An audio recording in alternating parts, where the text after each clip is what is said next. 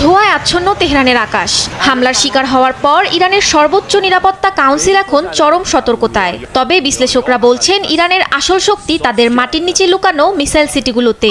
দশকের পর দশক ধরে অবরোধের মধ্যেই ইরান গড়ে তুলেছে মধ্যপ্রাচ্যের বৃহত্তম ব্যালিস্টিক মিসাইল নেটওয়ার্ক, যা কেবল সংখ্যায় নয় প্রযুক্তিতেও এখন আগের চেয়ে অনেক বেশি ক্ষুরধার।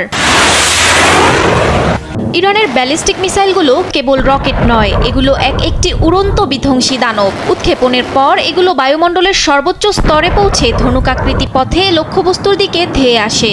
শব্দের চেয়ে 10 থেকে 15 গুণ বেশি গতিতে আকাশ থেকে আছড়ে পড়ায় এগুলোকে মাঝপথে থামানো প্রায় অসম্ভব। বিশেষ করে সেজিল বা খোররামশার মিসাইলগুলো 2000 কিলোমিটার দূরের লক্ষ্যবস্তুতেও আঘাত হানতে সময় নেয় মাত্র কয়েক মিনিট। এই ক্ষেপণাস্ত্রগুলোর আসল শক্তি লুকিয়ে থাকে এদের পেলোড বা বিস্ফোরক ধারণ ক্ষমতায়। একটি মিসাইল 500 থেকে 1500 কেজি পর্যন্ত উচ্চ ক্ষমতা সম্পন্ন বিস্ফোরক বহন করতে পারে। এর প্রচণ্ড গতিশক্তি এবং বিস্ফোরণ ক্ষমতা মাটির গভীরে থাকা বাংকার বা অত্যন্ত সুরক্ষিত সামরিক ঘাঁটিকেও মুহূর্তেই মাটির সঙ্গে মিশিয়ে দিতে সক্ষম।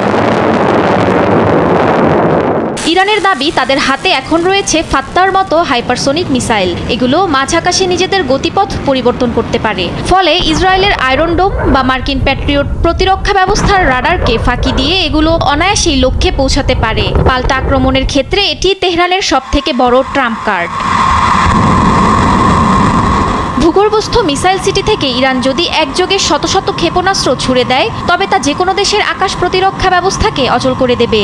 সামরিক বিশ্লেষকদের মতে ইরান যদি তাদের হাতে থাকা এই আয়রন ফিস্ট ব্যবহার করে, তবে পুরো মধ্যপ্রাচ্যের যুদ্ধের সংজ্ঞাই বদলে যাবে।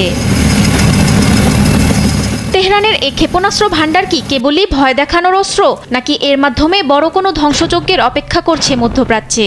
সেদিকেই তাকিয়ে পুরো বিশ্ব। মাহমুদা মুক্তি, নিউজ ডেস্ক, দেশ টিভি।